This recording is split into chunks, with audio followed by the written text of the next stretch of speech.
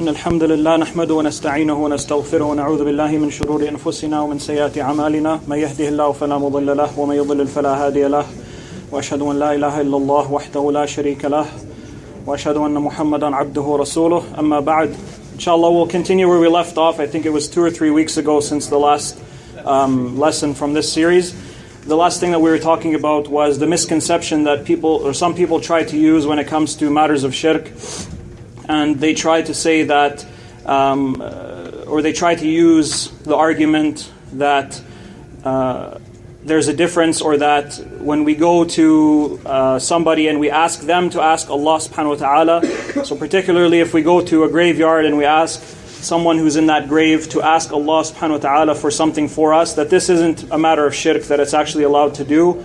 And some would go a little bit further and say that it's not allowed, it's something that's an innovation, but it wouldn't remove someone from Islam. So we talked about this last week, and how this is a misconception and how it actually is in contradiction of the consensus. And we mentioned a number of people who mentioned consensus on this matter, from the Imams of the Najdi Da'wah and those before them. And likewise we talked about the evidences for this from the Quran, and the logical arguments against this idea. So the next thing that we're almost done the first misconception, and so the next part that we'll talk about for this is some questions to ask people who say these types of things. And someone might look at this topic and say, well, why are we talking about these matters? Nobody does this, and this is something that was done a long time ago. But the reality of the matter is that it isn't something that was just done a long time ago. It still goes on today. It still goes on in this country. It still goes on in this city. It goes on in some of the masajid in the city here. It goes on at the U of A. It goes on, a number of people call to this filth. So the idea that it doesn't need to be talked about is completely wrong, because it is being spread. And Allahul Musta'an, it's being spread more and more, and people aren't really aware of it. So this is the reason why we talk about it still. So don't think that it's a matter that's, pointless to talk about. So first we'll talk about some questions that we would ask to these people, in order to show them how what they're calling to is something that's false.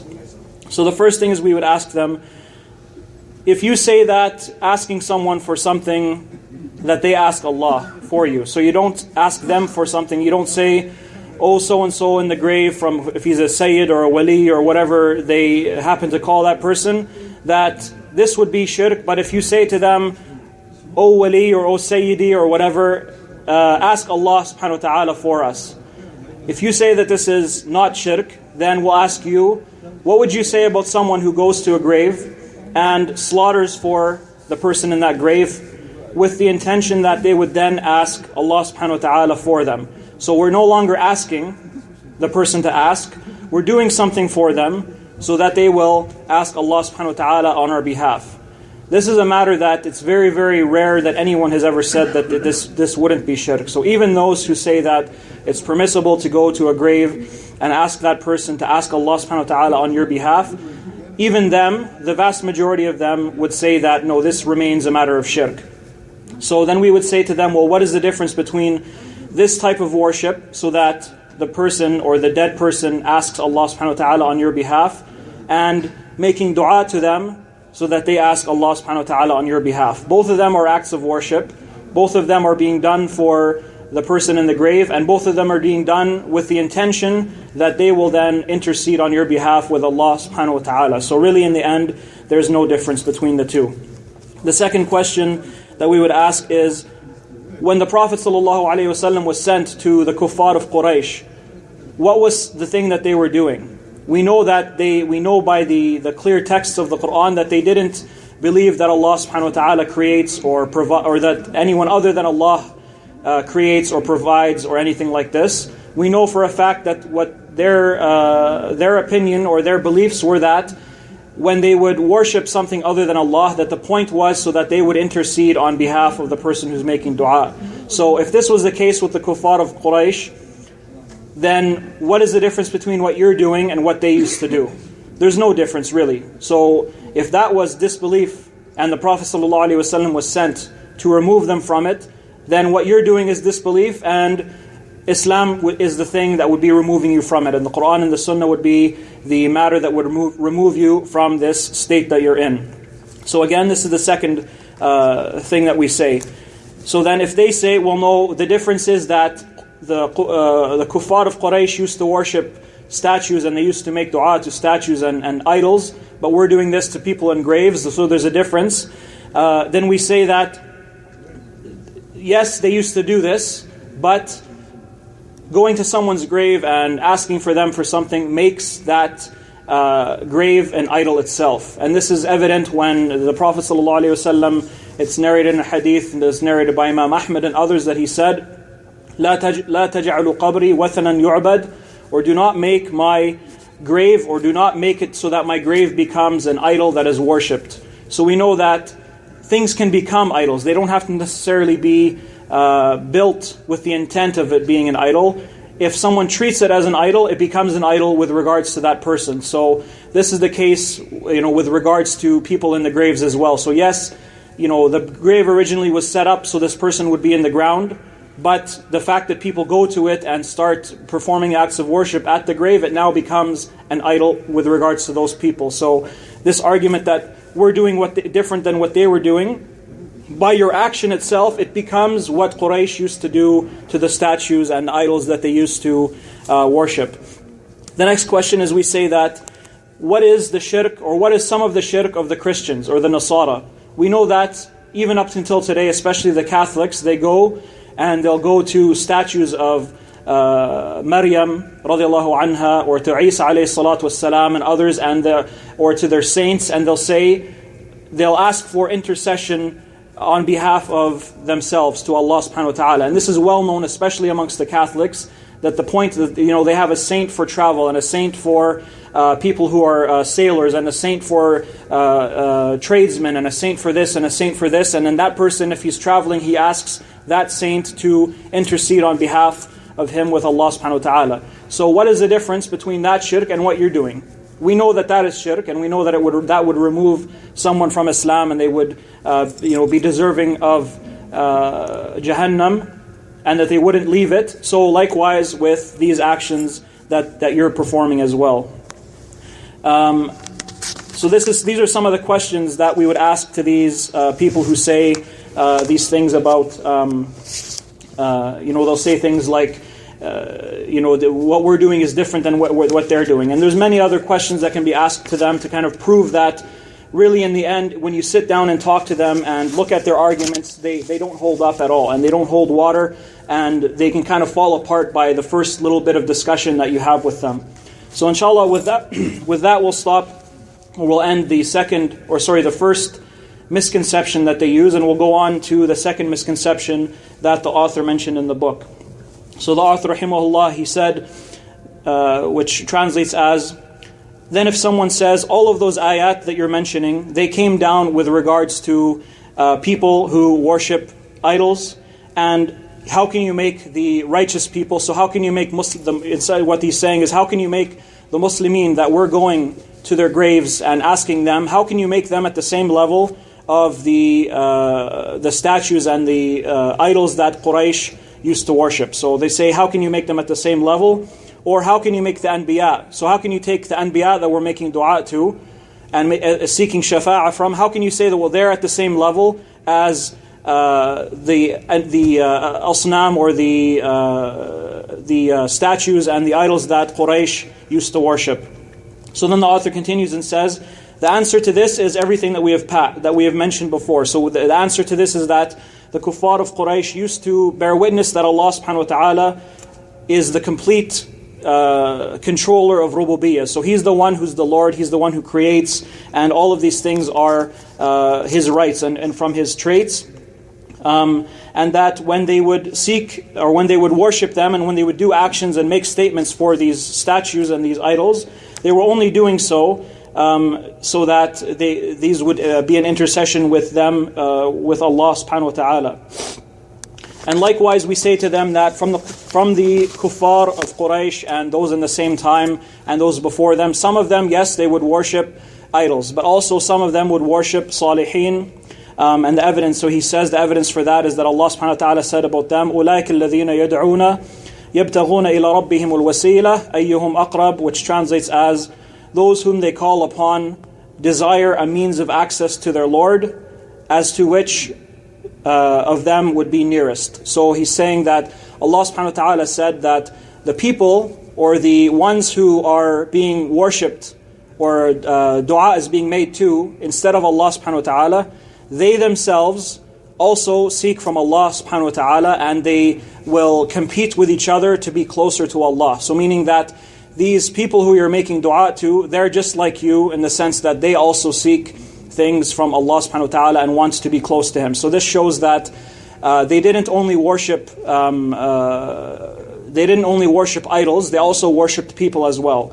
And then he says, and they make dua to Isa ibn Maryam and his mother, and he says, Allah subhanahu wa ta'ala said, ما المسيح ابن مريم إلا رسول قد خلت من قبله الرسل وأمه صديقة كان يأكلان الطعام انظر كيف نبين لهم الآيات ثم انظر أنا يؤفكون قل أتعبدون من دون الله ما لا يملك لكم ضرا ولا نفعا والله هو السميع العليم, or that which translates as that Allah subhanahu wa ta'ala said, the Masih, the son of Maryam, was no more than a messenger. Many were their messengers who passed before him, and his mother was a Siddiqah, and they both used to eat food, so meaning they were human beings obviously. Look how we make the ayat clear to them, yet look how they are deluded away. Say, how do you worship besides Allah something which has no power either to harm you or benefit you? But it is Allah who is the all-hearer, the all-knower. And then he said, and mention to them the statement of Allah Ta'ala, وَيَوْمَ يَحْشُرُهُمْ جَمِيعًا ثُمَّ يَقُولُ لِلْمَلَائِكَةِ أَهَؤُلَاءِ إِيَّاكُمْ كَانُوا يَعْبُدُونَ قالوا سبحانك أنت ولينا من دونهم بل كانوا يعبدون الجن أكثرهم بهم مؤمنون. Or that Allah subhanahu wa ta'ala said, the meaning of which is, and the day when He will gather them all together, and He will say to the angels, was it you that these people used to worship? So they will say, Subhanak, or glory be to you, you are the wali of us, or you are our wali instead of them. Nay, they used to worship the jinn, and most of them were believers in them. And then Allah subhanahu wa ta'ala, He mentions Allah subhanahu wa ta'ala's statement with, قال الله يا عيسى ابن مريم أأنت قلت للناس اتخذوني وأمي إلهين من دون الله قال سبحانك ما يكون لي أن أقول ما ليس لي بحق إن كنت قلته فقد علمته تعلم ما في نفسي ولا أعلم ما في نفسك إنك أنت علام الغيوب. Or then he ends with the statement of Allah subhanahu wa ta'ala, and when Allah will say to Isa, the son of Maryam, did you go unto the people and say, worship myself and my mother as two gods beside Allah? He will say, glory be to you. It was not for me to say what I had no right. If I had said such a thing, then you know it. You know what is in my inner self, and I do not know what is in yours or what is in yourself. Truly, only you, are the all-knower of all that is unseen. And then the author ends with saying, then say to him, you know that Allah subhanahu wa ta'ala has declared that these people are disbelievers, and that they were only seeking things from the Salihin. So they weren't seeking anything from idols or from statues that they built themselves. They were seeking things from human beings that were righteous, and they were even Anbiya. And then he says that, and the Prophet ﷺ fought them for this. So he ends with this. So this section, what essentially it's talking about is the idea that if we look at something that the kuffar do, and Allah subhanahu wa ta'ala rebukes them or makes inkar on them for it, then if we see someone who claims Islam, that their argument is that we can't then say, these verses came down for kuffar, and you're applying it to Muslimin, so you're mistaken. So this is the argument of what they say at this point. And the link that there is between this shubha, or this misconception, and the first one is that in the first one, the author mentioned all of the evidences to say to them to disprove their argument. So the next thing that they say is that, well, no, yes, these are correct, but it doesn't apply to us because we claim to be Muslimin and we say that we're Muslims. As for the people who these came down for, they were the kuffar of Quraysh. So how can you say that we're equal? You can't apply evidence that came down for them and apply it to us. So this is essentially the argument. And this argument, it was first brought up by someone named Sulaiman ibn Abdul Wahhab. And he was the brother of Muhammad ibn Abdul Wahhab. So he wrote a book essentially trying to refute his brother Muhammad ibn Abdul Wahhab. So it shows that even in his time, it wasn't everyone wasn't on the same side, and there was people fighting against this da'wah and people fighting against Tawheed, to the point where even his own brother was writing books and rasail or essays in order to refute his own brother. So this is the first person, or one of the first people who brought this up, and this was his book called As-Sawa'iq Al-Ilahiyya, and sometimes it's called Fasl al-Khitab. So this book that his brother wrote. So he said, in this book, he said, how can you apply the ayat that Allah subhanahu wa ta'ala revealed for the mushrikeen? How can you apply them to people who say, La ilaha illallah? And also this shubha, or this misconception, was then carried on afterwards by someone named Alawi Haddad. And he wrote two books or two risalas about this issue as well. And then also someone named Alawi Al-Admahuriya, or Al-Admahuri. And he said that when he tried to kind of scare people away from this argument, he said, just as the Khawarij took ayat that Allah subhanahu wa ta'ala revealed for the kuffar, just as they then started applying them to the Muslimin, this is what people do now when they say, well, no, you can't worship other than Allah, you can't make dua to other than Allah, you can't slaughter for other than Allah. The Khawarij used to take ayat that came down for the kuffar and say that this applies to the Muslimin. You're doing the same thing. So when you say that Allah subhanahu wa ta'ala judged that someone who made dua to a wali, that he would be deserving of Jahannam forever, when you say, well, this is also the case for someone who claims Islam, you're doing what the Khawarij also did. And this is something that comes up often. When people no longer have a way to argue with the Quran and the Sunnah against an idea, they say, well, no, you're applying things that don't apply to these people. So essentially, instead of being able to sit down and argue it in a manner that kind of goes through each point, they say, well, no, we don't have to listen at all because this doesn't apply to us because we're Muslims, or this doesn't apply to those people because they're Muslimin. And this is also, it was people even tried to bring this up, or not necessarily in the sense that it was, being done as a means to defend people, but even in the time of the Sahaba, or in the Tabi'een, they would have some misconceptions about certain ayat that came down, and they would say, well, this came down for the kuffar. But we see that the Sahaba radiallahu anhum, their response to this would be, well, no, that's ridiculous. Like, sure, it came down for them, but if someone does the same thing that's done by the person who the ayah came down for, the ruling is the same.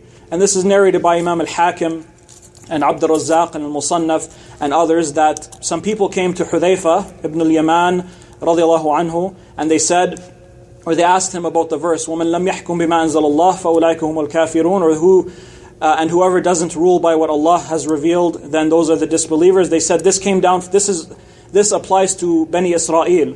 So Hudhayfa radiallahu anhu said, نِعْمَ الْإِخْوَةُ لَكُمْ بَنُو إِسْرَائِيل إن كانت لكم كل حلوة وكانت لهم كل مرة. Or that Hudhayfa then said, what a good brethren, or what good brothers they are for you. Everything that's good applies to you, and everything that's bad applies to them. And then he said, كلا والله لتسلكن طريقهم قيد الشراك. Or that then he said, no, by Allah, you will follow them in every or in their path, even down to the width of a shoelace. So meaning you're going to do the same thing, it applies to you. So he's saying, why is it that bad things that came down for them doesn't apply to you, but good things that came down, it only applies to them? And this is an authentic narration from Hudhayfa. So it shows that even the Sahaba understood that if something came down for the kuffar, yes, it came down for them, but anyone who does that action, then they deserve the same ruling. Just like if something came... Sorry, it still applies on us. It still applies. So anything... It still applies on us, yeah. So, because otherwise then, like, Allah subhanahu wa ta'ala is just telling us stuff just for the sake of telling us. Like, obviously, there's a point in telling us, yeah. And it shows so that anything, like if something comes down to to rebuke people who make dua to other than Allah. If it came down for Quraysh, we wouldn't then say, well, it's fine for us to do because Allah subhanahu wa ta'ala was only making inkar at Quraysh, so it doesn't apply to us anymore. So this shows that some of one of the evidences that the Sahaba understood that things that came down for kuffar could be applied to Muslimin if they do the same action.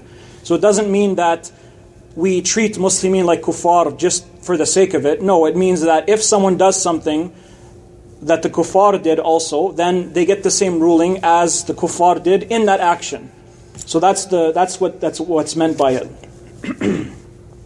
And also, Allah subhanahu wa ta'ala said to the Prophet sallallahu alaihi wasallam, and then it would apply to us after, وَأَنْ أَقِمْ وَجْهَكَ لِلدِّينِ حَنِيفًا وَلَا تَكُونَنَّ مِنَ الْمُشْرِكِينَ, or that, and direct your face entirely towards the religion as a hanif, and a hanif is someone who stays completely away from shirk, and never be from the mushrikeen. So Allah subhanahu wa ta'ala is telling us to not be from them. So if it was something that was impossible to ever enter into shirk again, or that nothing that they did, nothing that came down for them applied to us, and nothing that they ever do, we could ever do, Allah subhanahu wa ta'ala wouldn't be telling us to not be from them, because obviously it's a possibility that we could be from them, unless Allah subhanahu wa ta'ala protects us from falling into that. And Allah subhanahu wa ta'ala also said, وَدُّوا لَوْ تَكْفُرُونَ كَمَا كَفَرُوا فَتَكُونُونَ سَوَاء, or that they wish that you will reject faith or disbelieve as they have disbelieved, and then you would be equal. So Allah subhanahu wa ta'ala is saying that if someone was to disbelieve, they would be exactly the same as the ones who were disbelievers before. So this idea that there's some difference, that if someone who claims Islam starts doing kufr and leaves Islam, that somehow they're still at a higher level than someone who was always a non-believer or a non-Muslim. So this shows that there's evidence also from the Quran to show that this isn't something that's correct.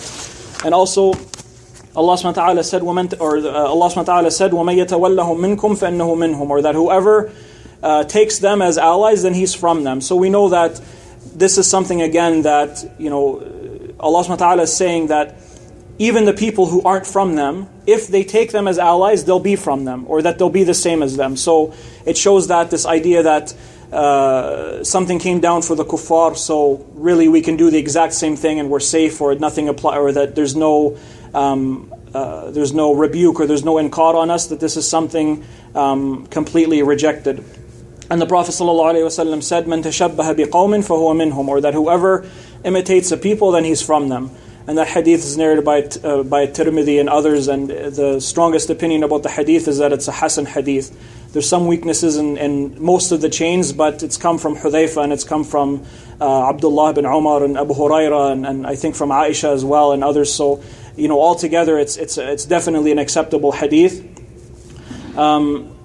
And also the Prophet ﷺ said in a hadith from Abu Sa'id al-Khudri, لَتَتَّبِعُنَّ سَنَنَ مَنْ كَانَ قَبْلِكُمْ شِبْرًا شِبْرًا وَذِرَاعًا بِذِرَاعٍ حَتَّى لَوْ دَخَلُوا حُجْرَ ضَبٍّ تَبَعْتُمُوهُمْ.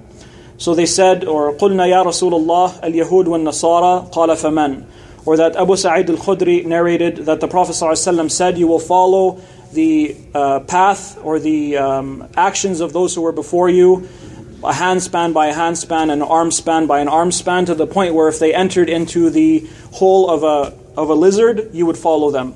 So they said, are you talking about the Jews and the Christians? So he said, who else? And this hadith is narrated by Al-Bukhari. So we know here that if it was possible for us to, or for people who claim Islam to do what the kuffar do, and it was fine, and then all we would have to do to respond to say, well, no, these ayat and ahadith came for the kuffar. If that was the case, why is the Prophet ﷺ telling us that you're going to do this, and he's making inkar on us for that? So if it was fine for us, why tell us about it? All we would have to do is say, well, yeah, everything, as soon as I claim Islam, everything is fine for me to do, because these ayat don't apply to me because I'm Muslim. So this is a completely, rejected way of thinking, and it doesn't even comply with the whole point of why the Quran was sent with the Prophet ﷺ, and why the Prophet ﷺ warned us and taught us good. If nothing applied to us anymore that came down for everyone else, then everything would be pointless, because all we would have to do is say we're Muslim, and we have a blank slate. Yeah. But still, does that only apply on certain things? Like, for instance, backbiting only applies to Muslims, right? Well, no, you mean in the sense that they're held accountable for it? Yeah. No, I mean kuffar would. What do you mean? Like saying it about? Like a kafir backbiting a Muslim. Well, they'd be sinful for it. Yeah, but a Muslim backbiting a Muslim would be accountable, but a Muslim backbiting a kafir would not be accountable for it because they're not Muslim.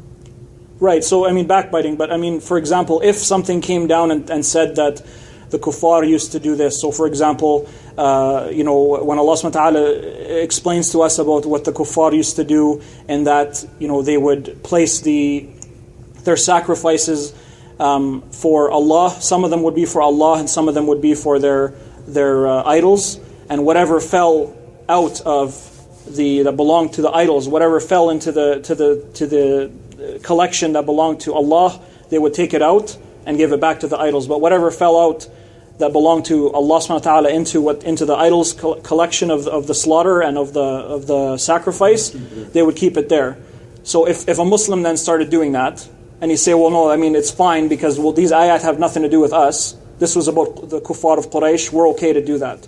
So if something came down for the kuffar, it still applies to us to follow it or to stay away from it, depending on what it is. No, I got that part, but see, it's certain things are okay for Muslims to do though, like towards kuffar. Yeah, and that's a different topic. Yeah, like it wouldn't. It's not everything in the Sharia.